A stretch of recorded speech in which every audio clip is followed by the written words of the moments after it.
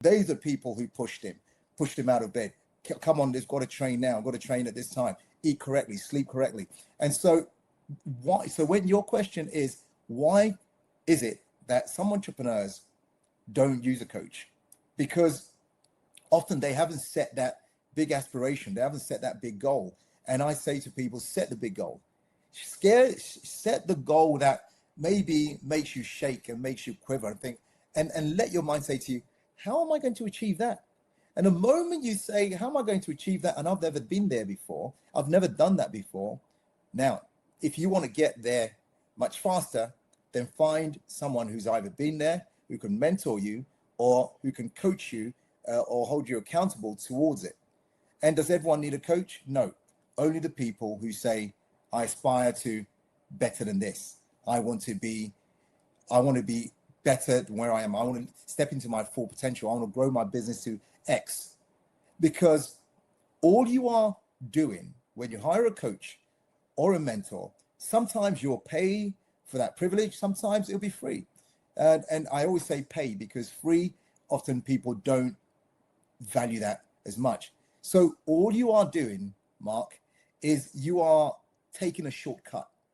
You're speeding up the process to get to where inevitably you want to get to. And that's why I think it's essential. If you're a business owner who has great aspirations, get someone to support you in the form of a coach or a mentor. What experience, skill,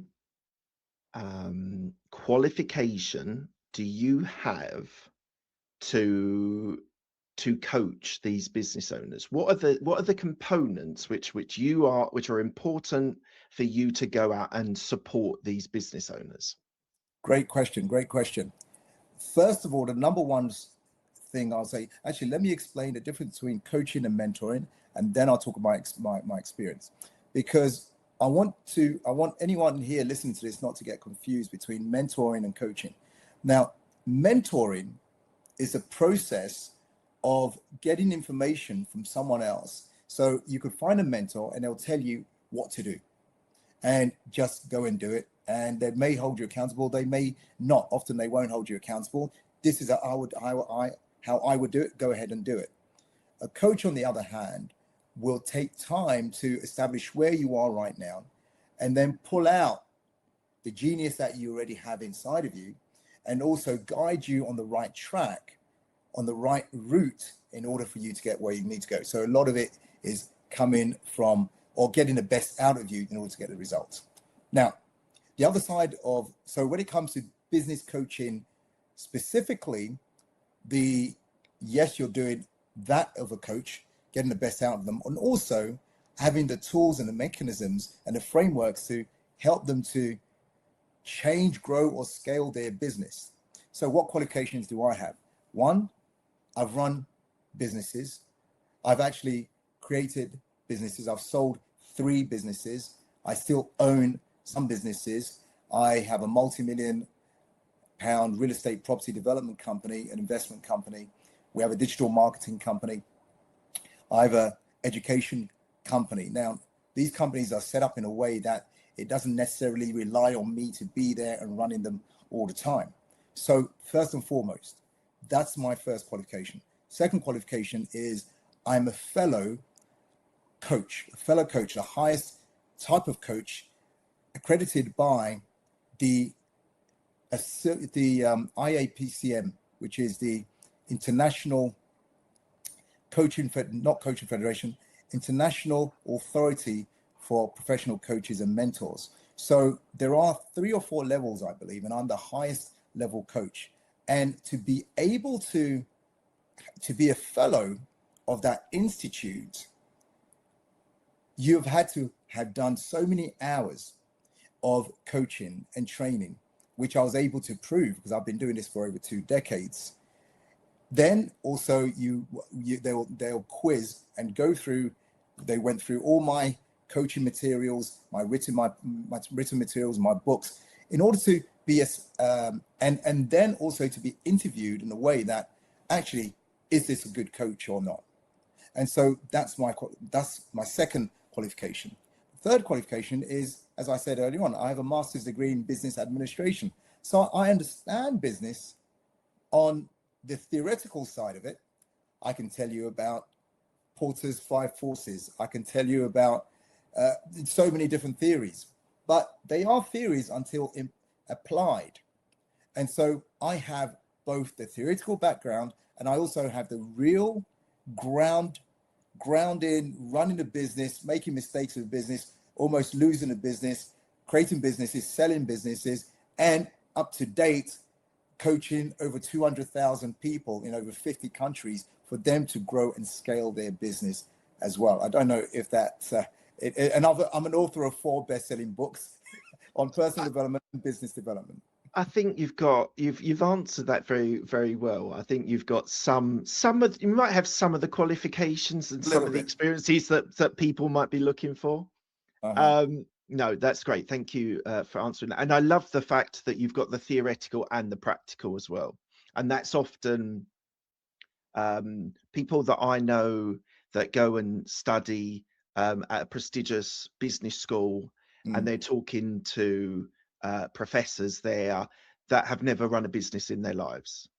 And it worries me when people do that, because it's like, okay, they understand the landscape and they can understand the nuances, maybe macro economic things that are directing, but unless you've actually been on the ground doing sales calls, doing marketing, being actually out there as a figurehead for your business, I think it's sometimes difficult to have the whole rounded experience for someone to learn from. So I love the fact that you talk about the theory, but actually the practical side of running businesses is just as important. In some cases might be more important for people.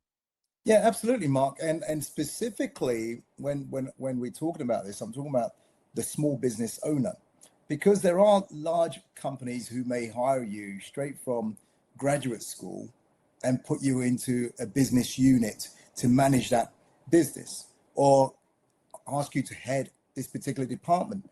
And yes, you can use your MBA skills to help you to do that. And you'll have all the theory to help you to do that. But when it comes to being as a small business owner, when you start your business or you're trying to grow and scale your business, there's nothing better than experience.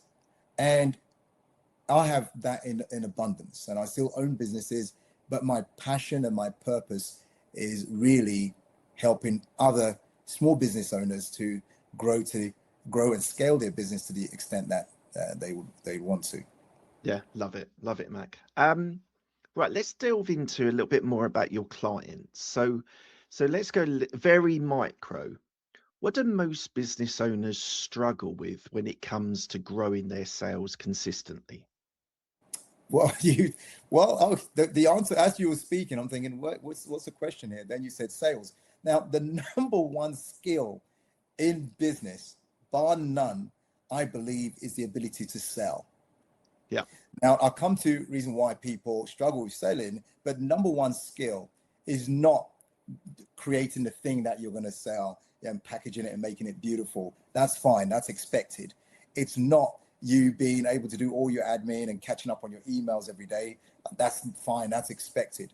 It's not being able to just market and tell people, hey, I'm here, come and check out our products and services. Well, if you don't do that, no one's attracted to your business. But the number one skill is the ability to sell. And by that, I mean having a process whereby people want to give you their money. So how do you do that as a small business owner? Now, where that is important, my research shows only about 20% of small business owners like selling. Some really love selling and most do not like selling. We teach people how to sell, a sales process to follow, and help them to create scripts, all this kind of stuff.